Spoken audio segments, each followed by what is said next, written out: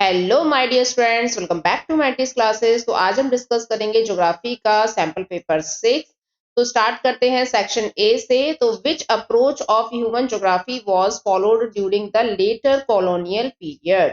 तो human geography की क्या अप्रोच रही है कॉलोनियल पीरियड के बाद? तो ये रही है रीजनल एनालिसिस, यानी जो क्षेत्रीय विश्लेषण होता है ना, उसके हिसाब से ज्योग्राफी जो है उसके बारे में फाइंड आउट किया गया ह्यूमन ज्योग्राफी के बारे में। ह्यूमन ज्योग्राफी का मतलब क्या होता है कि जैसे इंसान का पर्यावरण के साथ क्या रिश्ता है, उसके बारे में जो जानकारी हमें प्राप्त होती है, तो उसी को हम ह्यूमन ज्योग्राफी का रूप दे देंगे। ठीक है, तो ये रीजनल एनालिसिस के हिसाब से होती है, यानी एरिया के हिसाब से होती है। हर एक एरिया में अलग अलग तरीके के लोग रहते हैं, उनका एनवायरमेंट से क्या कनेक्शन है, तो उसके बारे में। ठीक है, उसके बाद हम यहाँ पे देखेंगे मैच द फॉलोइंग। तो यहाँ पे आपको मैच करने हैं। यहाँ पे दो लिस्ट दे रखी हैं, 1 और 2। तो पहला बोल रहा है रेड जेल। तो रेड जेल के जो वर्ड्स थे वो क्या थे? तो ये है human geography is a systematic study of relationship between the human societies and the earth surface. ये बिल्कुल सही है, ये रेडजेल के शब्द है। रेडजेल जो है ये कहाँ के ज्योग्राफर थे? ये जर्मन ज्योग्राफर थे, और इन्होंने बोला है कि ह्यूमन ज्योग्राफी का मतलब होता है कि एक ऐसी स्टडी जो ह्यूमन सोसाइटीज और अर्थ सरफेस के बारे में रिलेशन बताती है। ठीक है, उसके बाद बी देखेंगे एलन सी सैंपल। तो ये इन्हीं की स्टूडेंट रही हैं, ये अमेरिका से बिलोंग करती हैं।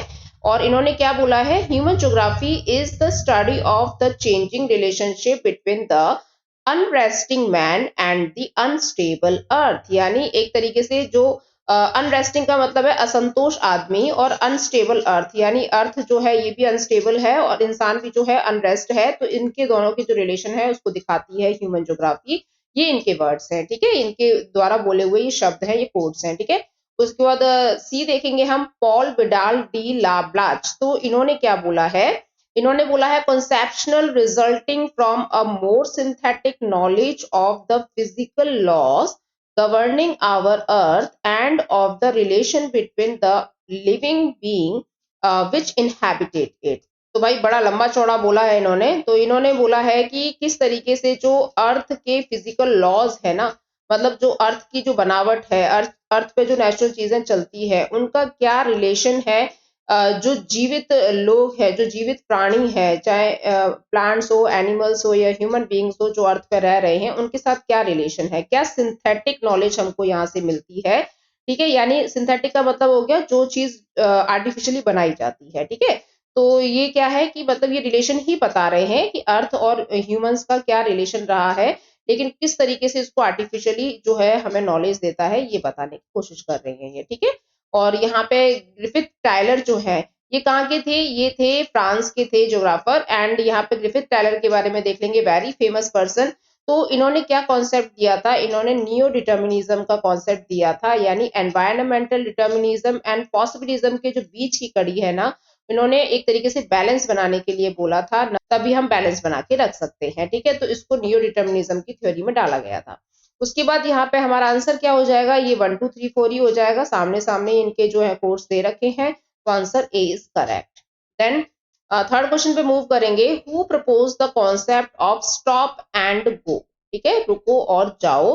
Determinism in the interaction of human beings with the environment. तो ये किसने बोला था? ये बोला था ग्रिफिथ टायलर ने ही बोला था। ठीक है, तो यहाँ पे इसको टिक कर लेना। एंड फोर्थ क्वेश्चन पे मूव करेंगे। In which rock system uranium is found? तो कौन से रॉक सिस्टम से यूरेनियम फाउंड होता है? तो ये फाउंड होता है स्टूडेंट धारवाड़ की चट्टानों से। ठीक है, तो ये है यूरेनियम। इससे क्या है? न्यूक्लियर एनर्जी जो है इसको प्रोड्यूस किया जाता है, और ये धारवाड़ की चट्टानों से निकलती है, जो झारखंड में, अजमेर में, झुंझुनू में है ना, इन सब में पाए जाते हैं ये चट्टाने। तो आंसर हो जाएगा हमारा A. And fifth question, which of the following is not a cause of air pollution? तो यहाँ पे कौन सा कॉज नहीं है ना, नहीं है पूछ रहा है। तो यहाँ पे एग्रीकल्चरल रन ऑफ है क्या? अब देखो एग्रीकल्चरल रन ऑफ से एयर पोल्यूशन क्या होगा, तो हमारा ए आंसर ही करेक्ट हो जाएगा। बाकी की चीजें हैं जैसे माइनिंग एक्टिविटीज हैं, इससे तो होता है एयर पोल्यूशन है ना, इंडस्ट्रीज से भी होता है, and combustion of the fossil fuel से भी होता है। तो हमारा ए हो जाएगा आंसर। उसके बाद सिक्स्थ क्वेश्चन पे मूव करेंगे। A land left follow for 5 years come under which category of land use? तो यहाँ पे पूछ रहा है कि ऐसी जमीन जिसको 5 साल के लिए छोड़ दिया जाता है, मतलब उस पर कोई कृषि नहीं की जाती, कोई एग्रीकल्चर नहीं किया जाता, तो वो कौन सी कैटेगरी में आता है? ठीक है, तो वो आता है कल्चरेबल वेस्ट लैंड में। यानी इसका मतलब क्या हो गया कि जैसे ये उपजाऊ भूमि तो है, लेकिन ये क्या है, 5 सालों से ज्यादा जो है बंजर पड़ी हुई है, मतलब इस पे कोई खेती नहीं की गई है, तो इसीलिए क्या है, इसकी जो फर्टिलिटी है एक तरीके से दब गई है।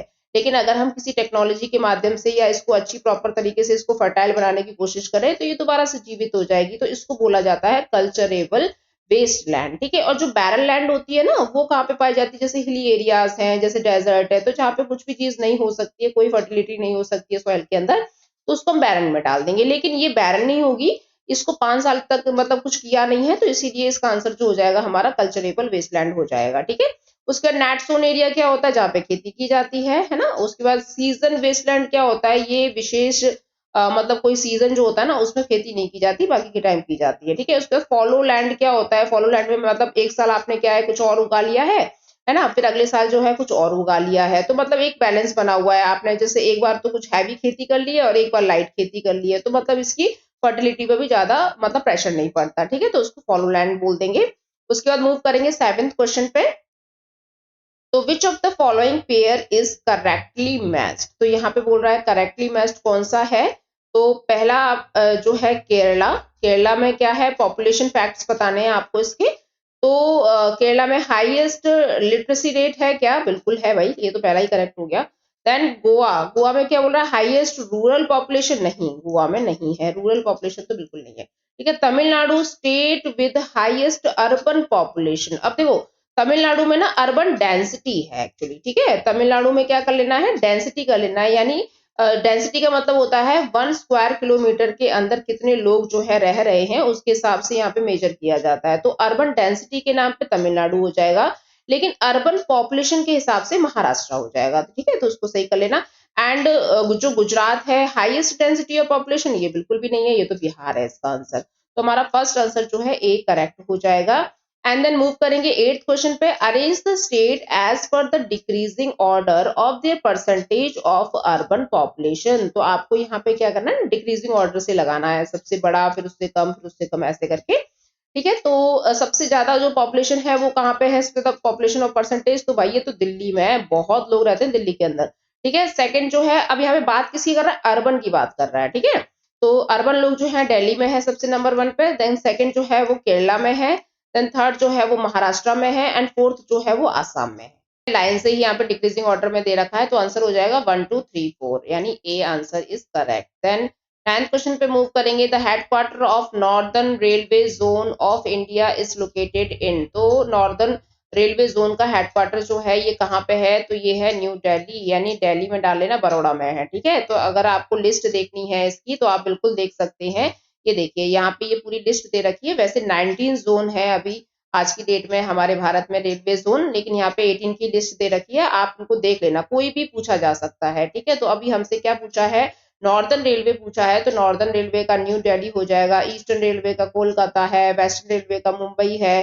ठीक है, साउदर्न रेलवे का चेन्नई है। ये आप एक बार जरूर नजर डाल के जाना स्टूडेंट, क्योंकि कोई भी पूछा जा सकता है। ठीक है ना। उसके बाद 10th क्वेश्चन देखेंगे। The largest amount of water resources in India are used for which purpose. तो हमारे भारत में जो पानी का इस्तेमाल किया जाता है ना, वाटर रिसोर्सेज, वो सबसे ज्यादा कौन से फील्ड में किया जाता है, लार्ज अमाउंट में कौन से फील्ड में किया जाता है, तो ये किया जाता है इरिगेशन। हम बहुत ज्यादा मात्रा में पानी जो है, ग्राउंड वाटर जो है, उसको यूज करते हैं इरिगेशन के लिए। ठीक है, मतलब वाटर रिसोर्सेज, ग्राउंड वाटर हो, रिवर वाटर हो, कैनाल्स हो, कुछ भी हो, हम पानी का जो इस्तेमाल है वो सबसे ज्यादा इरिगेशन में करते हैं, क्योंकि भाई एग्रीकल्चर है हमारे देश में ज्यादा होता है, पॉपुलेशन भी बहुत ज्यादा है, तो कंजप्शन भी बहुत ज्यादा है, तो इसी वजह से चीजें जो है सब कुछ ज्यादा ही ज्यादा है। ठीक है, 11th क्वेश्चन देखेंगे। Respiratory disease are mainly caused to dash pollution. तो रेस्पिरेटरी डिजीजेस जो है वो कौन से पॉल्यूशन की वजह से होती हैं, तो भाई जो रेस्पिरेटरी का काम करते हैं, रेस्पिरेटरी ऑर्गन क्या है, हमारे लंग्स हैं, तो ये क्या आ जाएगा, सीधा सीधा आंसर है ए यार, ये बच्चों वाला क्वेश्चन है। ठीक है,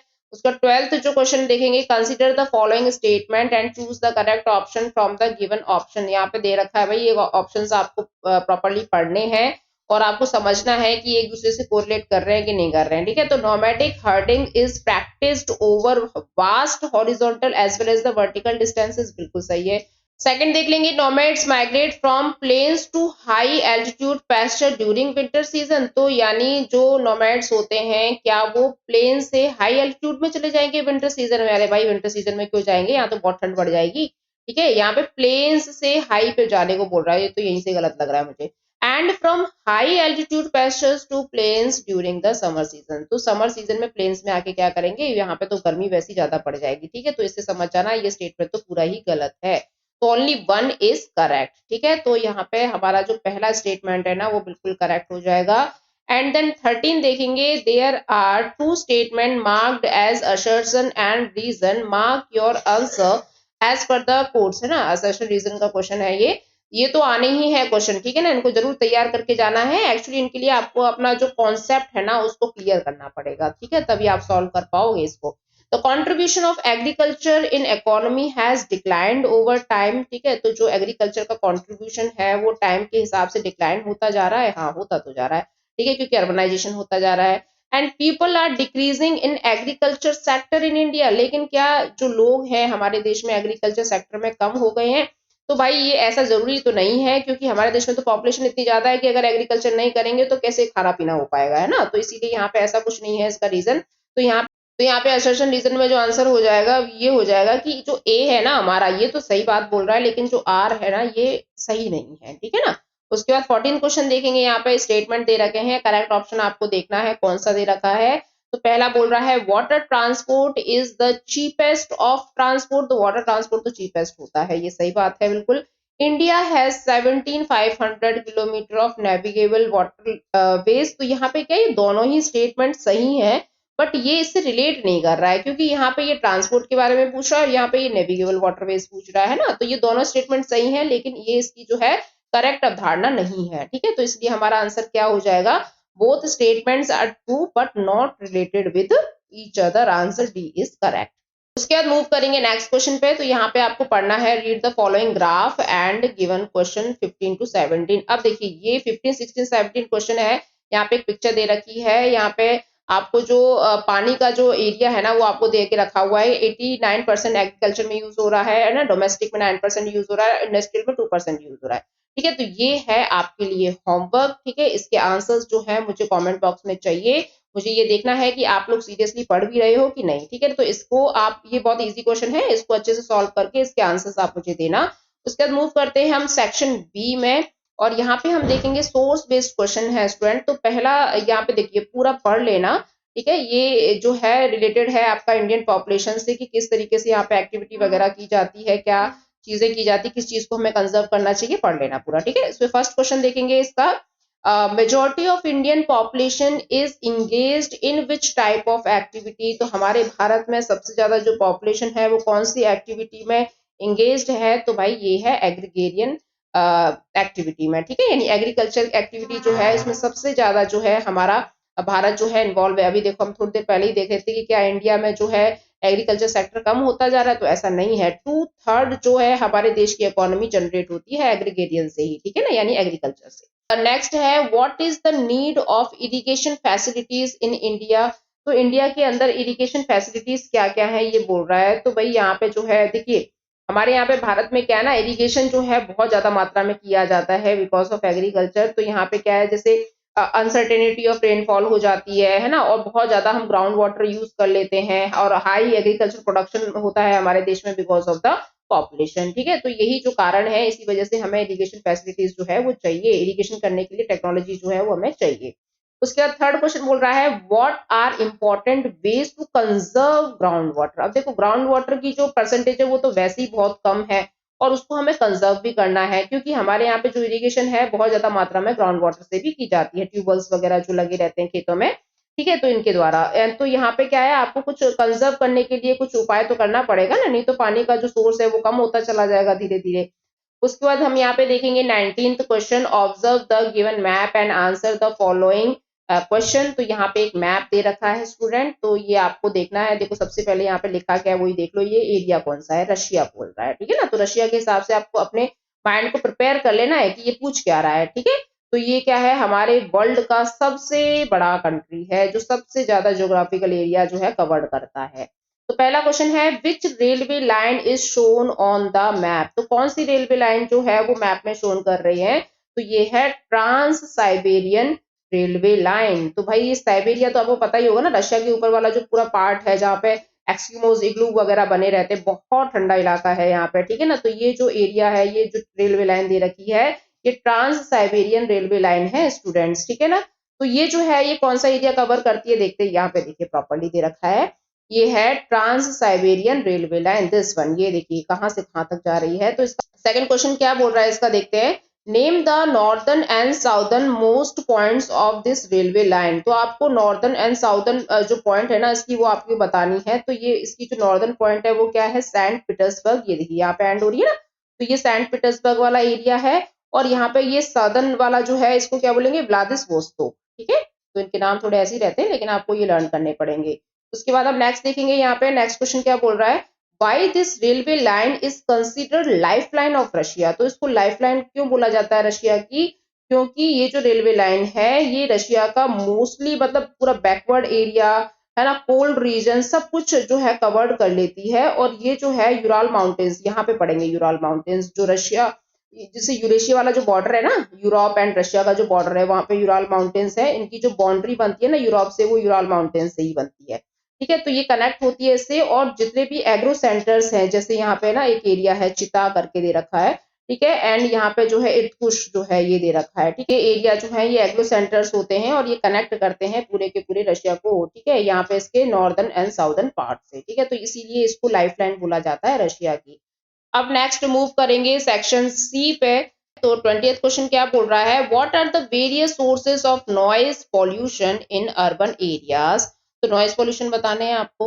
लेंगे 20th का आंसर है कि अर्बन एरियाज के अंदर जो नॉइज पॉल्यूशन है इसका कारण क्या है। तो पहला कारण है यहाँ पे ट्रैफिक, क्योंकि जो अर्बन एरियाज होते हैं वहां पे बहुत बड़ी मात्रा में जो रोड्स हैं वो पाई जाती हैं, है ना, डिस्ट्रिक्ट रोड्स हैं, हाईवेज हैं, तो इन सब में क्या है, नॉइज पॉल्यूशन तो होगा ही, क्योंकि सबसे ज्यादा जो है बसेस हैं, मोटरसाइकिल्स हैं, सारे व्हीकल्स यहाँ पे चलते हैं, ट्रक्स वगैरह। एंड दूसरा है कंस्ट्रक्शन। तो यहाँ पे क्या है, कंस्ट्रक्शन भी चलता रहता है जो अर्बन एरियाज होते हैं, और मशीनरीज वगैरह भी बहुत ज्यादा यूज की जाती हैं, तो इस वजह से भी जो नॉइज पॉल्यूशन है वो जनरेट होता है। देन इंडस्ट्रीज, ये अर्बन एरियाज में ही पाई जाती है इंडस्ट्रीज, और ये तो बहुत ज्यादा मात्रा में नॉइज पॉल्यूशन क्रिएट करती हैं, ठीक है। एंड नेक्स्ट है यहाँ पे कम्युनिटी एक्टिविटीज भी होती हैं, जैसे जो लोग रह रहे हैं ना, तो उनके फेस्टिवल सेलिब्रेशंस वगैरह होते हैं, जैसे कि अगर हम देखें गणेश विसर्जन का टाइम आता है, या नवरात्रि का टाइम आता है ना, या फिर कोई भी ऐसे अदर प्रोग्राम्स वगैरह होते हैं, जैसे उसमें क्या है, लाउड स्पीकर्स वगैरह लगाए जाते हैं, जैसे कहीं भागवत होती है, जागरण होते हैं, तो इन सब की वजह से भी जो नॉइज पॉल्यूशन है ये क्रिएट होता है। एंड नेक्स्ट है ट्रांसपोर्ट नॉइज, जो होती है ये भी होती रहती है भाई, क्योंकि जहाँ पे जो रोड्स वगैरह होंगी, रेलवेज वगैरह होंगी, एयरवेज वगैरह होंगे, तो यहाँ पे क्या है, जो व्हीकल्स चलेंगे तो वो नॉइज क्रिएट करते हैं, ठीक है। तो ये कारण हो गए अर्बन एरियाज के अंदर नॉइज पॉल्यूशन फैलाने के। एंड और में देख लेंगे कि urban solid waste is a nuisance for metropolitan cities, explain briefly. तो यहाँ पे बताना है कि जो अर्बन सॉलिड वेस्ट होता है ना, वो किस तरीके से परिस्थिति खराब करता है मेट्रोपॉलिटन सिटीज के अंदर, इसके बारे में एक्सप्लेन करना है। एंड देन 21st क्वेश्चन भी देख लेते हैं, growth rate of population in phase 4 slow down in India why. यानी जो पॉपुलेशन ग्रोथ रेट थी वो फेज 4 में किस तरीके से डाउन हो जाती है, तो इसके बारे में आपको एक्सप्लेन करना है।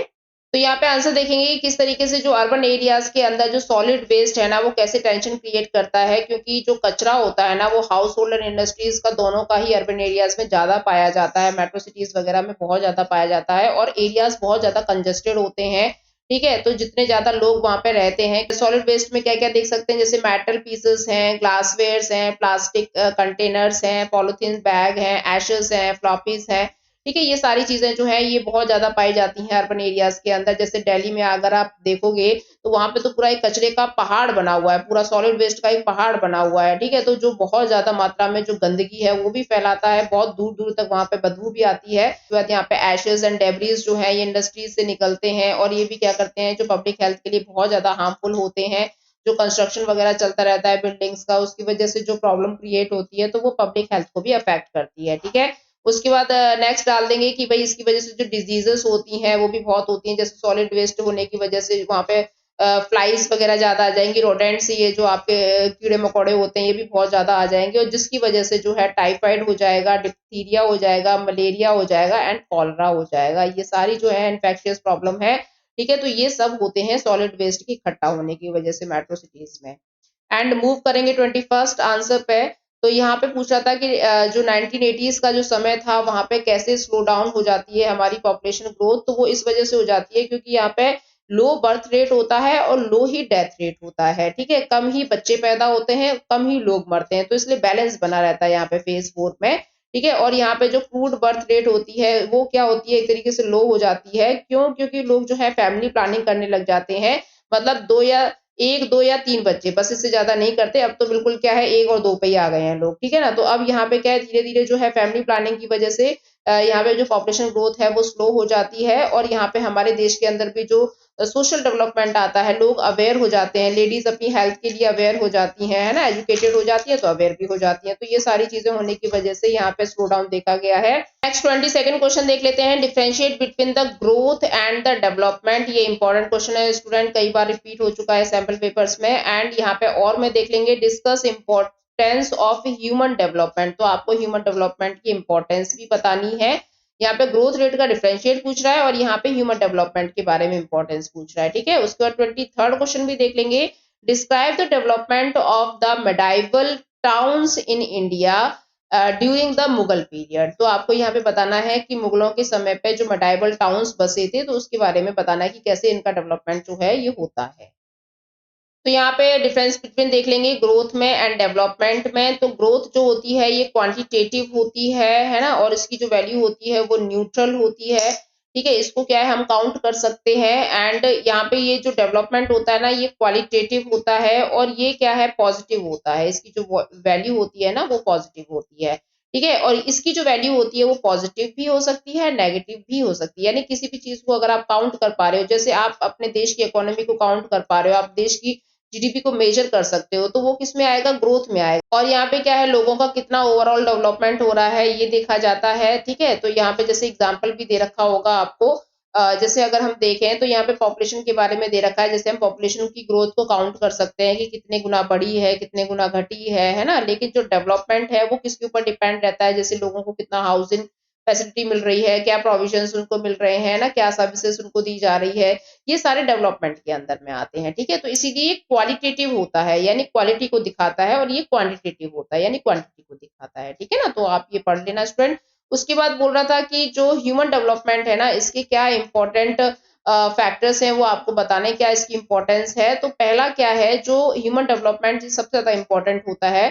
ठीक है, तो ये इम्प्रूव करता है क्वालिटी ऑफ लाइफ को, है ना, लोगों की जो जिंदगी होती है उसकी क्वालिटी को इम्प्रूव करता है। एंड ये इनहेंस करता है फिजिकल एनवायरनमेंट को भी। और यहाँ पे जो है स्टेबल पॉलिटिकल सिस्टम जो है ये कंट्री का दर्शाता है। अब यहाँ पे बोल रहा है कि मेडाइवल टाउन्स जो है ये कैसे डेवलप होते हैं मुगलों के समय पे। तो यहाँ पे क्या है, इन लोगों ने, मुगलों ने जो है हेडक्वार्टर्स बना रखे थे कुछ प्लेसेस की। तो जैसे कि 16th सेंचुरी में जो मुगल्स हैं ये आ चुके थे, बाबर जो है 1526 में आया था, उसके बाद ही यहाँ पे मुगलों की जो नींव रखी जाती है भारत के अंदर।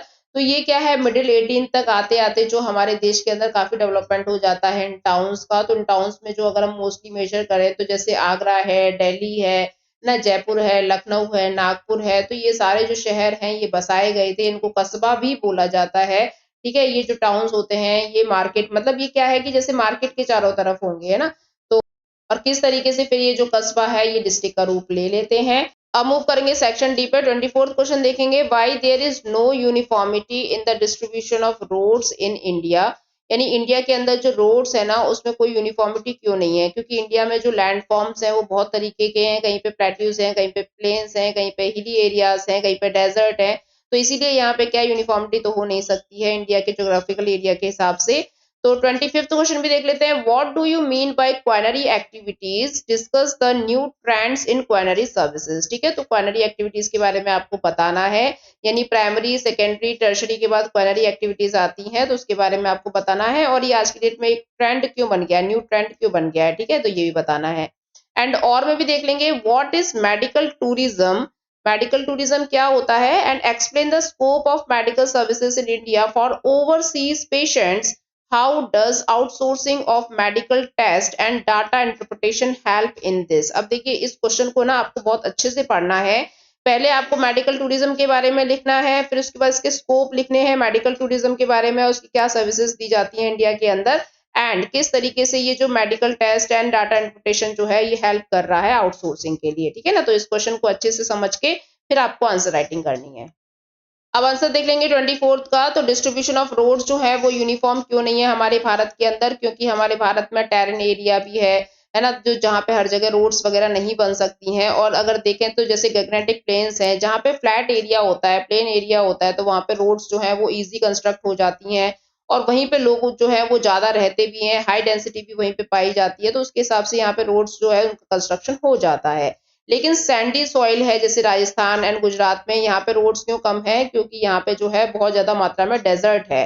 ठीक है, तो सैंडी एरिया होने की वजह से यहाँ पे रोड्स नहीं बन सकती हैं। एंड यहाँ पे और भी देखा जाता है, जैसे रीजन जो है, जो एरिया जो है वो इकोनॉमिकली डेवलप्ड है या नहीं है, तो वहाँ पे जो है रोड्स ज्यादा पाई जाएंगी। जैसे कि महाराष्ट्र, बहुत ज्यादा अर्बन पॉपुलेशन यहाँ पे रहती है, तो हाई रोड डेंसिटी यहाँ पे आपको देखने को मिलेगी। इंडस्ट्रीज बहुत ज्यादा है, इकोनॉमिक डेवलपमेंट बहुत ज्यादा है, तो इस वजह से रोड जो है ये इस वजह से भी यहाँ पे बनाई जाती हैं। एंड हाई डेंसिटी जो नेटवर्क है जैसे यूज किया जा रहा है जिन जिन रीजन में, जैसे पंजाब है, हरियाणा है, यहाँ पे भी आपको रोड अच्छी खासी देखने को मिलेंगी। ठीक है ना। उसके बाद यहाँ पे बोल रहे हैं कि किस तरीके से हाई रेनफॉल वाले एरिया में या फिर ज्यादा डेंसली फॉरेस्ट एरियाज में रोड्स क्यों कम देखने को मिलती हैं? क्योंकि यहाँ पे क्या है कि हिली एरिया है। अब हिली एरिया में रोड्स बनाने में बहुत दिक्कत आती है। जैसे ये देखिए यहाँ पे जो है ये रोड्स बनाने में क्या है, लागत भी बहुत ज्यादा लगती है और बहुत ज्यादा कॉम्प्लिकेटेड होता है यहाँ पे रोड्स बनाना। बहुत एक्सीडेंट्स वगैरह भी अकर होते हैं, जितना कि फ्लैट एरियाज में नहीं होते हैं। फ्लैट एरिया जो है वो इजीली एंड चीपेस्ट होता है, मतलब सस्ते में बन जाता है, क्योंकि ये फ्लैट एरिया है, ज्यादा मेहनत नहीं लगानी पड़ती इसके अंदर। ठीक है, उसके बाद यहाँ पे 25th क्वेश्चन बोल रहा है क्वाइनरी एक्टिविटीज के बारे में हम देखेंगे। तो जैसे कि हमारे भारत में सबसे पहले प्राइमरी एक्टिविटीज हैं, फिर सेकेंडरी एक्टिविटीज हैं, फिर टर्शियरी एक्टिविटीज है। तो प्राइमरी में जैसे क्या है कि जो आपका प्रोडक्शन होता है, रॉ मटेरियल्स होता है, वो उसमें आएगा। सेकेंडरी में जो है फिनिश गुड्स बन के तैयार हो रहे हैं। और थर्ड में क्या है, सर्विस सेक्टर आ जाएगा टर्शरी सेक्टर में। लेकिन जो क्वाइनरी एक्टिविटीज है ना, जो आज की डेट में जो ट्रेंड चल रहा है इसका, वो क्या है, हाई स्किल्ड जो पर्सन होते हैं वो उसके अंदर आते हैं। ये गोल्डन कॉलर प्रोफेशनल होते हैं स्टूडेंट। और यहाँ पे क्या है कि जैसे रीअरेंजमेंट, जो इंटरप्रिटेशन, डाटा इंटरप्रिटेशन है, ये सारे काम ये करते हैं। बहुत ही क्रिएटिव होते हैं ये लोग। जैसे कॉल सेंटर्स वगैरह में आप काम कर रहे हो, है ना, ये किसमें आएगा, क्वाइनरी एक्टिविटीज में आएगा। ठीक है, जैसे यूट्यूब पे भी अगर हम आज की डेट में काम कर रहे हैं तो ये भी क्वाइनरी एक्टिविटीज में ही आता है। ठीक है, उसके बाद हम देखेंगे यहाँ पे कि किस तरीके से इसका जो ट्रेंड चल रहा है ना क्वाइनरी एक्टिविटीज का। तो यहाँ पे सबसे फर्स्ट देखेंगे नॉलेज प्रोसेस आउटसोर्सिंग। तो यहाँ पे क्या होता है, बहुत ही स्किल्ड वर्कर जो है इसमें काम करते हैं और ये क्या है, डेवलपमेंट सर्विसेज देते हैं हम लोगों को। ठीक है, प्रॉपर्ली रिसर्च वगैरह, तो जैसे साइंटिस्ट होते हैं, जैसे आईटी सेक्टर के पर्संस होते हैं, तो ये सारे जो हैं इसी के अंदर में आते हैं। उसके बाद ये होम शोरिंग होते हैं, यानी वर्क फ्रॉम होम टाइप काम करते हैं यहाँ पे जो एम्प्लॉयज होते हैं। तो इससे क्या है कि मतलब ये लोग कई जगह पे काम कर सकते हैं। ठीक है, क्योंकि घर में बैठे काम करते हैं, कंपनी जो इनको हायर करती है। ठीक है, इसकी वजह से क्या है, जो फिजिकल कॉस्ट है ना ऑफिस मेंटेनेंस का, वो कम हो जाता है स्टूडेंट। तो आज की डेट में क्वाइनरी एक्टिविटीज का जो काम है वो बहुत ज्यादा ट्रेंड में है। जैसे आर्टिफिशियल इंटेलिजेंस वगैरह जो है ये भी इसी के अंडर में आ जाएंगे, रोबोटिक कंट्रोल्स वगैरह ये भी इसी के अंदर में आ जाएंगे। ठीक है, तो जो प्रोग्रेस कर रहे हैं, हम जो टेक्नोलॉजी सेक्टर में आगे बढ़ रहे हैं ना, तो वो क्वाइनरी एक्टिविटीज में ही आएगा। उसके बाद और में देखेंगे यहाँ पे मेडिकल टूरिज्म के बारे में बात कर रहा है। तो मेडिकल टूरिज्म क्या होता है कि जब अगर हम अपनी मेडिकल पर्पस के लिए किसी और कंट्री में विजिट करते हैं तो उसको मेडिकल टूरिज्म बोलते हैं। तो इंडिया जो है आज की डेट में मेडिकल टूरिज्म का हब क्यों बनता जा रहा है, क्यों एक सेंटर बनता जा रहा है? क्योंकि इंडिया के अंदर मेडिकल फैसिलिटीज बहुत ज्यादा इंप्रूव हो चुकी हैं आज की डेट में। और इंडिया जो है यहाँ पे क्या है, ये आपको सर्विस भी बहुत अच्छी मिलेगी। ठीक है, केयर क्लिनिक्स वगैरह ये सब बहुत बढ़िया मिल जाता है और चीपर कॉस्ट में मिल जाता है। तो बाहर के देशों के हिसाब से अगर इंडिया में अगर आप इलाज कराते हो तो आपको जो इलाज है वो सस्ता भी मिल जाएगा बाहर के कंट्रीज के हिसाब से। लेकिन हमारे देश के जो लोग हैं, जो यहाँ पे चीजें नहीं मिल पाती है, तो वो बाहर जाते हैं। जैसे हमारे देश के जो सेलिब्रिटीज वगैरह हैं, शाहरुख खान है ना, अपने बैकबोन वगैरह की प्रॉब्लम के लिए वो बाहर जाते हैं। ऐसे अगर कोई बड़ी डिजीज हो जाती है तो ये लोग बाहर जाते हैं, क्योंकि वहां पे क्या है, इन लोगों को लगता है कि वहां पे सारी फैसिलिटीज है तो वहां पे हमारा इलाज अच्छे से हो जाएगा। लेकिन इंडिया भी अब कम नहीं है, यहाँ पे बहुत एडवांसमेंट हो गई है अब इंडिया के अंदर। तो इसीलिए इंडिया जो है वो एक टूरिस्ट हब बनता जा रहा है, हर फील्ड में टूरिस्ट हब बनता जा रहा है। ठीक है ना। तो जैसे ये तो क्या है, मेडिकल टूरिज्म के बारे में है, लोग जो है रुख कर रहे हैं इंडिया की तरफ अपने हेल्थ केयर को लेकर। ठीक है, उसके बाद आगे हम अगर देखें तो जैसे बोल रहे हैं कि जो यहाँ पे स्पेशलिस्ट डॉक्टर्स हैं, है ना, हमारे यहाँ पे जो पैरामेडिकल स्टाफ वगैरह है, ये भी बहुत अच्छा हो गया है इंडिया के अंदर। और आज की डेट में क्या है, हम ट्रेडिशनल टेक्निक्स के साथ जो मॉडर्न मेथड्स भी अपना रहे हैं ना, ये सब चीजें भी इंडिया में बहुत हैं। जैसे आपने देखा होगा आपका ट्रीटमेंट जो है वो एलोपैथी के साथ होम्योपैथी है ना, आयुर्वेदिक चीजें हैं, तो इन सब से भी हमारे देशों में इलाज किया जाता है। ठीक है, तो इंडिया जो है आज की डेट में मेडिकल टूरिज्म के लिए बिग इंडस्ट्री यानी ह्यूज इंडस्ट्री बनता जा रहा है। उसके बाद यहाँ पे देखेंगे आउटसोर्सिंग के बारे में बता रहा है कि जो मेडिकल टेस्ट वगैरह होते हैं उससे क्या रिलेशन होता है मेडिकल टूरिज्म का। तो जैसे ये भी एक अफेक्ट करता है कि क्वालिटी कैसी है ना। तो आप जो अगर इलाज करवाने जा रहे हो तो वहाँ के मतलब जो मेडिकल केयर की जो क्वालिटी कैसी है वो भी देखी जाती है। तो इस पे भी डिपेंड करता है आपका मेडिकल टूरिज्म। तो जैसे रेडियोलॉजी इमेजेस कैसी हैं, अल्ट्रासाउंड फैसिलिटीज कैसी हैं, टेस्ट कैसे होते हैं, एमआरआईज वगैरह जो है ये कैसी होती हैं। ठीक है, तो ये सब जो है ये भी बहुत अफेक्ट डालते हैं आपके मेडिकल टूरिज्म की चीजों पे, यानी आपके हॉस्पिटल्स वगैरह जो है इसके द्वारा ही पता लगते हैं कि कैसे हैं। ठीक है, तो यहाँ पे ये सब डाल देना स्टूडेंट। तो अब मूव करेंगे 26 क्वेश्चन पे। State the global distribution of railway in the continent of the world. तो आपको क्या बताना है कि जो रेलवे नेटवर्क है वो ग्लोबल डिस्ट्रीब्यूशन इसका कैसे हो रखा है पूरे वर्ल्ड के अंदर, यानी सबसे ज्यादा डेंसली कहाँ पे है, सबसे कम कहाँ पे, इस तरीके से पूछ रहा है। एंड 27th क्वेश्चन है what are the three components of population change in the world, analysis the impact of the population change. तो किस तरीके से पॉपुलेशन चेंज हो रही है वो आपको निकालना है। एंड यहाँ पे कंपोनेंट्स भी बताने हैं कि क्या इसके थ्री कंपोनेंट्स हैं। ठीक है, किस कारण जो है पॉपुलेशन में चेंज आता है। एंड और में देखेंगे explain why the population growth has been rapid in last few hundred years. तो बता रहे हैं कि पॉपुलेशन ग्रोथ जो है वो किस तरीके से बहुत तेजी से आगे बढ़ी है कुछ 100 सालों के भीतर। ठीक है ना, तो इसके बारे में आपको बताना है। तो आंसर्स पे मूव करते हैं। तो मूव करेंगे 26 आंसर पे। तो यहाँ पे बोल रहा है कि जो ग्लोबल डिस्ट्रीब्यूशन रहा है रेलवेज का, तो सबसे पहले देखेंगे यूरोप के अंदर। तो ये हमारे वर्ल्ड में सबसे ज्यादा डेंसली रेलवे नेटवर्क यहाँ पे आपको देखने को मिलेंगे। जैसे फॉर एग्जांपल में अगर हम देखें लंदन है, पेरिस है, ब्रुसेल्स है, मिलान है, बर्लिन है, वॉर्सो है, बेल्जियम वगैरह, इन सबको भी आप ले सकते हो। ठीक है, तो यहाँ पे जो है सबसे ज्यादा जो रेल नेटवर्क आपको देखने को मिलेंगे, पैसेंजर ट्रांसपोर्ट ज्यादा मिलेंगे। ठीक है, रेदर देन फ्रेट। एंड यहाँ पे जो रशिया है इसके बारे में भी दे रखा है कि रेलवे अकाउंट जो है 90% कवर करता है यहाँ पे रेलवे नेटवर्क जो है रशिया के अंदर, और सबसे फेमस है यहाँ पे मॉस्को। ठीक है, एंड यूराल माउंटेन्स जो है यहाँ से भी आपके ट्रेन नेटवर्क्स देखने को मिल जाएंगे जो एक तरीके से यूरेशिया का बॉर्डर जो है उसको डिफाइन करते हैं। एंड नॉर्थ अमेरिका में अगर हम देखें तो 40% जो है वर्ल्ड में ट्रेन नेटवर्क जो है वो कवर करता है नॉर्थ अमेरिका। और यहाँ पे लॉन्ग डिस्टेंस बल्कि फ्रेट यहाँ पे सबसे ज्यादा यूज किए जाते हैं रेलवे के लिए। जो यहाँ पे फ्रेट है ना उसको यहाँ एक जगह से दूसरी जगह ले जाने के लिए सबसे ज्यादा यूज किया जाता है, हाईली इंडस्ट्रियलाइज्ड एरिया की वजह से भी। और दूसरा क्या है कि यहाँ पे बहुत ज्यादा आयरन ओर वगैरह है ना, ग्रेन्स वगैरह है, टिम्बर है, इन सब चीजों के लिए यहाँ पे सामान जो है एक जगह से दूसरी जगह आवाजाही होती है। एंड नेक्स्ट देखेंगे हम यहाँ पे ऑस्ट्रेलिया के बारे में। 40,000 किलोमीटर जो है ये रेलवे नेटवर्क कवर करता है ऑस्ट्रेलिया के अंदर। और यहाँ पे हमने देखा भी था कि west east Australian national railway जो है, जो पर्थ से लेके सिडनी तक का सबसे लंबा जो ट्रेन रूट है इन लोगों का वो यही है। ठीक है, पर्थ टू सिडनी। और यहाँ पे नॉर्थ आइलैंड में अगर हम देखें तो यहाँ पे भी देखने को मिल जाएगा न्यूजीलैंड के अंदर। तो न्यूजीलैंड में नॉर्थ आइलैंड में ही रेलवे नेटवर्क्स हैं। ठीक है, उसके बाद यहाँ पे साउथ अमेरिका की बात कर रहा है तो यहाँ पे दो जगह हैं, एक आपका अर्जेंटीना और दूसरा है आपका ब्राजील, जहां पे सबसे ज्यादा जो रेलवे नेटवर्क्स हैं ये देखने को मिलेंगे। चिली में जो है यहाँ पे कोस्टल सेंटर्स वगैरह ज्यादा है, माइनिंग साइट्स ज्यादा है, तो इस हिसाब से आपको रेलवेज देखने को मिल जाएगी। ठीक है, तो ये आप देख लेना पूरे वर्ल्ड में किस तरीके से जो रेल नेटवर्क है वो फैला हुआ है। एंड 27th आंसर पे मूव करेंगे कि जो थ्री कंपोनेंट्स हैं पॉपुलेशन चेंज के वो क्या है। तो पहला है क्रूड बर्थ रेट, दूसरा है क्रूड डेथ रेट और तीसरा है माइग्रेशन। ठीक है, तो क्रूड बर्थ रेट कैसे निकालते हैं ये इसका फॉर्मूला दे रखा है student, CBR is equal to, ये यहाँ पे जो BI का मतलब है ये है live birth during the year, यानी एक साल में कितने बच्चों का जो है जन्म हुआ है। और P का मतलब यहाँ पे हो गया जो मिड ईयर के हिसाब से जो पॉपुलेशन काउंट की जाती है वो। ठीक है, तो इसको अगर आप निकाल दोगे 1000 से तो आपको क्रूड बर्थ रेट निकल के आ जाएगा। एंड उसके बाद यहाँ पे है क्रूड डेथ रेट, इसका भी फॉर्मूला जो है यहाँ पे आपको बस डेथ मेंशन कर देनी है। ठीक है, तो यहाँ पे जो D का मतलब है नंबर ऑफ डेथ्स कितनी हुई है एक साल के अंदर, और यहाँ पे मिड ईयर पॉपुलेशन जो है उसको डिफाइन करना और मल्टीप्लाई कर देना है 1000 से, तो आपको क्रूड डेथ रेट जो है ये भी निकल के आ जाएगा।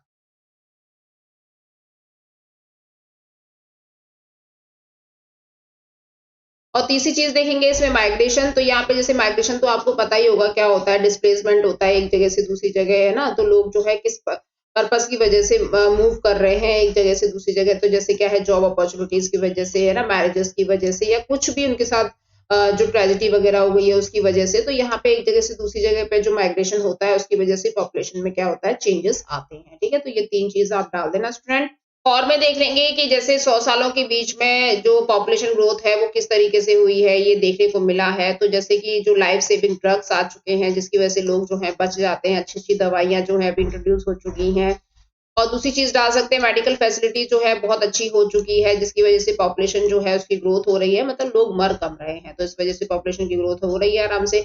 उसके बाद यार इम्यूनाइजेशन, यानी लोगों को वैक्सीन वगैरह लगने लगी हैं, जैसे आपने सुना होगा अभी रिसेंटली कोविड-19 की वैक्सीन लगी थी सभी लोगों को, है ना? तो ये क्या है, एपिडेमिक्स वगैरह से हमको बचाती हैं, डिजीज से बचाती हैं, है ना? तो ये सारी चीजें आप डाल सकते हो, क्योंकि पहले क्या ये सब चीजें नहीं हुआ करती थी, तो लोग जो है उनकी डेथ ज्यादा हुआ करती थी। ठीक है, उसके बाद यहाँ पे देखेंगे जो एक्सपेंशन हुआ है इंटरनेशनल ट्रेड का, है ना? तो उसकी वजह से यहाँ पे क्या है, लोगों की पॉपुलेशन ग्रोथ बढ़ी है। कैसे? क्योंकि लोग एक जगह से दूसरी जगह माइग्रेट भी हुए हैं। और नेक्स्ट है साइंटिफिक एंड टेक्नोलॉजिकल एडवांसमेंट, तो इसकी वजह से भी यहाँ पे जो क्वालिटी ऑफ लाइफ है वो बढ़ गई है, स्टैंडर्ड ऑफ लिविंग लोगों का बढ़ गया है, लोग अपने हेल्थ के लिए, अपनी लाइफस्टाइल के लिए बहुत ज्यादा जागरूक हो चुके हैं, तो इस वजह से भी यहाँ पे पॉपुलेशन ग्रोथ जो है देखने को मिली है।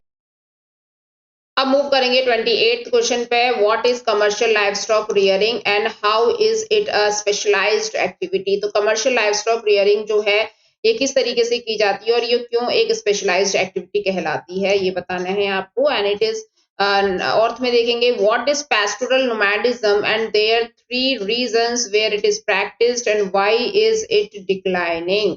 तो पेस्टोरल नोमैडिज्म जो है, जैसे चरवाहे वगैरह जो होते हैं, है ना, वो जो ट्राइब्स होती हैं जो लोगों को यूज करती हैं, तो वो किस तरीके से जो है डिक्लाइन होते जा रहे हैं, उनकी क्या क्या प्रैक्टिसेस हुआ करती थी और वर्ल्ड में किस तरीके से उनकी जो पॉपुलेशन है वो धीरे धीरे कम हो रही है, तो ये आपको बताना है। अब देखेंगे 28 का आंसर, तो यहाँ पे कमर्शियल लाइवस्टॉक रियरिंग के बारे में बोल रहा है, जहाँ पे पशुपालन किया जाता है, एनिमल रियरिंग की जाती है ना? तो इसके लिए क्या है, आपको एक कैपिटल इंटेंसिव एक्टिविटी की जरूरत होती है, यानी बहुत ज्यादा मात्रा में आपको पैसा चाहिए, आपका इन्वेस्टमेंट अच्छा होना चाहिए, तभी आप ये लाइवस्टॉक रियरिंग जो है इसको कर सकते हो। क्योंकि इसमें क्या है ना, आपको इंफ्रास्ट्रक्चर की जरूरत पड़ती है, आपको मशीनरीज की जरूरत पड़ती है, इक्विपमेंट्स की जरूरत पड़ती है, तो इसके लिए ह्यूज कैपिटल की रिक्वायरमेंट होती है। ठीक है, तो इसका जो प्रोडक्शन होता है यहाँ पे किस तरीके से किया जाता है, जैसे अगर एनिमल रियरिंग की जा रही है तो एनिमल्स को जो है इस तरीके से यहाँ पे पार्सल्स के रूप में बना दिया जाता है, मतलब ये एक पार्ट होगा फिर अनदर एक पार्ट होगा, तो इसको रैंचेस बोलते हैं। तो इस तरीके से यहाँ पे क्या है कि एक पार्ट में अगर इन्होंने ग्रेज कर दिया तो उनको दूसरे रैंचेस में बेच दिया जाएगा, तो ऐसे करके यहाँ पे इसका पूरा मैनेजमेंट किया जाता है। ये मोस्टली अब्रॉड में ही ज्यादा होता है, जैसे यूरोपियन कंट्रीज में, अमेरिका में या ऑस्ट्रेलिया, इन सब में ज्यादा देखने को मिलेगा। ठीक है, तो ये यहाँ पे बता रहे हैं। एंड यहाँ पे जो प्रोडक्ट्स यूज होते हैं तो ये इसमें क्या है, साइंटिफिकली ये टेस्टेड किए जाते हैं। जो चीजें हैं यहाँ पे, जैसे वूल है, हाइड्स है, स्किन है, ये सब एक्सपोर्ट किया जाता है बाहर के देशों में, इंटरनेशनली मार्केट में बेचा जाता है, तो इसीलिए क्वालिटी पे भी बहुत ध्यान दिया जाता है। और तो जैसे कि इनका डिजीज कंट्रोल जो है इस पे भी ध्यान दिया जाएगा, जेनेटिक इंप्रूवमेंट पे भी ध्यान दिया जाएगा, इनकी ब्रीडिंग पे भी ध्यान दिया जाएगा, हेल्थ केयर, लाइफ स्टॉक, तो इन सब चीजों के लिए यहाँ पे डॉक्टर्स वगैरह ये जो अपॉइंट होते हैं और ये इन सब चीजों को देखभाल भी करते हैं। एंड अगर हम देखें यहाँ पे कि किस तरीके की एक्टिविटी जो यहाँ पे प्रोसेसिंग में चलती है, जैसे इन एनिमल्स को क्यों रखा गया है, तो जैसे अगर आपके कैटल्स वगैरह को रखा गया है तो वो कर्ड का, क्रीम का, चीज का, है ना, बीफ वगैरह जो मीट निकलता है उसके लिए भी इन सब चीजों को यूज करते हैं। और कहीं पे क्या है, जैसे जो हैन है, जो मुर्गियां हैं, उनका पालन किया जाता है, कहीं पे पिग का पालन किया जाता है, तो इस तरीके की एक्टिविटीज यहाँ पे देखने को मिलती हैं। ये रिपीटेड क्वेश्चन है स्टूडेंट, कई बार जो है सैंपल पेपर में ये आ चुका है। एंड और में हमने क्या देखा था कि जो पेस्टोरल नोमैडिज्म है ना, उसकी जो नोमैडिक हर्डिंग्स है वो कहाँ कहाँ देखने को मिलेगी और कहाँ कहाँ पे जो है सबसे ज्यादा इसके जो ट्राइब्स वगैरह हैं ये पाए जाते हैं। बट आज की डेट में ये क्यों डिक्लाइन होता जा रहा है, तो इसके बारे में थोड़ा नजर मारेंगे। क्योंकि ये लोग जो है अपने, ये हर्डर्स होते हैं एक्चुअली, एनिमल्स के साथ ही अपने मूव करते हैं। तो अगर सपोज करो कि हिली एरियाज में ये लोग रह रहे हैं लेकिन वहां विंटर आ गई है, तो फिर ये क्या करेंगे, थोड़ा सा नीचे आ जाएंगे, नीचे के एरियाज में आ जाएंगे, यहाँ पे हल्का सा मौसम जो है वो थोड़ा सही रहेगा। फिर उसके बाद अगर यहाँ पे गर्मी पड़ेगी नीचे के एरिया में, तो फिर ये शिफ्ट कर जाएंगे एल्टीट्यूड पे, है ना। तो इस तरीके से इनका शिफ्टिंग चलती रहती है, ये पूरी तरीके से अपने हर्डिंग्स के ऊपर ही डिपेंड होते हैं। ठीक है, और यहाँ पे क्या है कि जैसे अपने एनिमल्स, फूड, क्लोथिंग, शेल्टर्स, इन सब चीजों के लिए ही यहाँ पे डिपेंड होते हैं।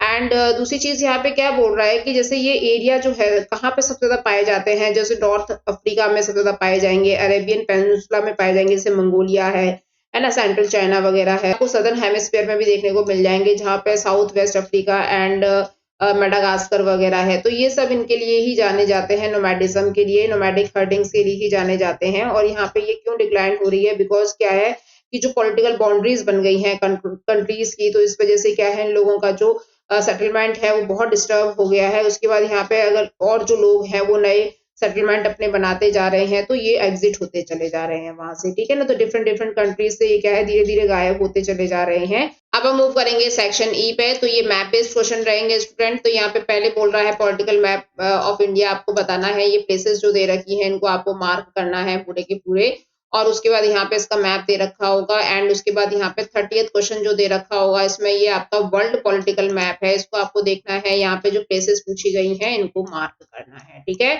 तो चलो स्टार्ट करते हैं इसके आंसर्स। तो 29 का फर्स्ट क्वेश्चन देख लेंगे, state with lowest population density. तो सबसे कम पॉपुलेशन डेंसिटी जो है ये कहाँ पाई जाती है स्टूडेंट, तो ये पाई जाती है अरुणाचल प्रदेश में, ठीक है। उसका सेकंड बोल रहा है एन इंटरनेशनल एयरपोर्ट। तो इंटरनेशनल एयरपोर्ट कहाँ पे है, ये है अहमदाबाद यानी गुजरात। उसका थर्ड बोल रहा है the leading producer state of rice in eastern India. तो ये है आपका वेस्ट बंगाल, यहाँ पे बहुत तरीके के चावल यहाँ पे पाए जाते हैं, वेस्ट बंगाल हमेशा रैंकिंग 1 में रहता जाता है, ठीक है। उसके बाद यहाँ पे फोर्थ बोल रहा है शिवमोगा मैग्नीज माइन। तो मैग्नीज माइन आपको कहाँ देखने को मिलेंगी, तो ये मिलेंगी कर्नाटक में, कर्नाटक में प्लेस है शिवमोगा, वहां पे मैग्नीज माइन्स जो है देखने को मिल जाती है। एंड यहाँ पे नेक्स्ट बोल रहा है बरौनी ऑयल रिफाइनरी। तो ये कहाँ पड़ जाएगी, ये पड़ जाएगी बिहार में। उसके सिक्स्थ बोल रहा है हैदराबाद इंटरनेशनल एयरपोर्ट। तो हैदराबाद कहाँ है, ये तेलंगाना में है स्टूडेंट, यहाँ पे हैदराबाद इंटरनेशनल एयरपोर्ट है। एंड लास्ट देखेंगे a coal mine in West Bengal. तो वेस्ट बंगाल में कोल माइंस जो है ये कहाँ पाई जाएंगी, ये पाई जाएंगी रानीगंज में, ठीक है। तो यहाँ पे हमारा जो इंडिया का मैप है वो कवर होता है। उसके बाद हम मूव करेंगे वर्ल्ड के मैप पे। अब मूव करेंगे 30th के मैप पे। तो यहाँ पे फर्स्ट बोल रहा है west terminal station of trans Canadian railway. तो ट्रांस कैनेडियन रेलवे ये वैंकूवर है। तो ये हैलिफैक्स से होता हुआ किस तरीके से वैंकूवर जाता है, इसी को ट्रांस कैनेडियन रेलवे हम बोलेंगे। नेक्स्ट है a terminal station of trans continental railway. तो ट्रांस कॉन्टिनेंटल रेलवे इन्होंने यहाँ पे पुट कर रखा है स्टूडेंट, तो ये रशिया का ही होगा, ठीक है। सेंट पीटर्सबर्ग से लेके व्लादिवोस्तोक का इसका एरिया रहा है। तो जैसे अगर हम इसे मैप में देखें तो यहाँ से देखिए सेंट पीटर्सबर्ग से होता हुआ और ये व्लादिवोस्तोक तक पहुंचेगा, ठीक है ना। तो ये हो गया हमारा trans continental railway in Russia. And third हो गया an area of nomadic herdings. तो अभी जस्ट हमने आंसर में डिस्कस किया था, नोमैडिक हर्डिंग्स ये टुंड्रा रीजन में भी आपको देखने को मिल जाएगी, जैसे एक्सक्यूमोज वगैरह जो रहते हैं ना अपने इग्लुओं में, तो वो सारा ये आपका नोमैडिक हर्डिंग्स में आएगा। ये एनिमल्स पे डिपेंड होते हैं एक तरीके से, ठीक है। उसके बाद यहाँ पे नेक्स्ट बोल रहा है N area of extensive commercial grain farming. तो कमर्शियल ग्रेन फार्मिंग आपको कहाँ पे देखने को मिल जाएगी, ये पंपास में देखने को मिलेगी, अर्जेंटीना में। और भी है कमर्शियल, जैसे वेल्स हो जाएगा है ना साउथ अफ्रीका में। एंड यहाँ पे आपका क्या हो जाएगा, पेरिस हो जाएगा नॉर्थ अमेरिका में। और यहाँ पे आपका क्या हो जाएगा, स्टैपिस हो जाएगा यूरोप के अंदर, ठीक है। और ऑस्ट्रेलिया में डाउन्स हो जाएगा। एंड न्यूजीलैंड में क्या हो जाएगा, कैंटरबरी हो जाएगा। तो ये सारे आपको और भी याद रखने हैं, कोई भी पूछा जा सकता है लोकेशन के हिसाब से। एंड और क्या बोल रहा है एंड मेजर एयरपोर्ट। तो मेजर एयरपोर्ट इसने कहाँ पुट कर रखा है, ये मैक्सिको सिटी में पुट कर रखा है। यहाँ पे इधर देखिए मैक्सिको कंट्री है ना, तो उधर वहां पे मेजर एयरपोर्ट जो है दे रखा है। उसके बाद मेजर सी पोर्ट ये कहाँ पे पुट कर रखा है, इसने कोलकाता में कर रखा है, हमारे भारत के अंदर मेजर सी पोर्ट। एंड उसके बाद 7 देखेंगे एंड इनलैंड वाटरवे। तो इनलैंड वाटरवे इसने कहाँ कर रखा है, ये Swiss canal. Inland waterway Swiss canal हो गया, पनामा कैनाल हो गया, ये दो मोस्ट इंपॉर्टेंट है, आप इसको जरूर लर्न करके जाना स्टूडेंट। तो स्विस कैनाल जो है ये इनलैंड वाटरवे हो गया। तो यहाँ पे क्या है, आपके जो मैप बेस्ड क्वेश्चन है ये भी कंप्लीट होते हैं। तो आपका जो सैंपल पेपर 6 है ज्योग्राफी का, ये भी कंप्लीट होता है स्टूडेंट। इसकी जो पीडीएफ है वो आपको टेलीग्राम चैनल पे मिल जाएगी, उसकी लिंक आपको डिस्क्रिप्शन में मिल जाएगी। और भी जो नोट्स हैं आपको वो भी आपको टेलीग्राम पे मिल जाएंगे। और बाकी के इकोनॉमिक्स है, हिस्ट्री है, ज्योग्राफी है एंड पॉलिटिकल साइंस है, इन सबकी पीडीएफ ओसवाल अरिहंत इन सबकी आपको टेलीग्राम पे मिल जाएगी। तो आप टेलीग्राम चैनल को जरूर ज्वाइन कर लेना और एग्जाम से पहले आप इन क्वेश्चन पेपर को जरूर देख के जाना, एक बार आपको कुछ ना कुछ हेल्प जरूर मिल जाएगी। और अगर आपको मेरा पढ़ाना समझ में आ रहा है, अगर मैं जस्टिस कर पा रही हूँ अपने काम के साथ, तो प्लीज आप मेरे चैनल को सब्सक्राइब कीजिए, लाइक कीजिए। तब तक के लिए धन्यवाद स्टूडेंट, मिलेंगे नेक्स्ट वीडियो में, बाय बाय।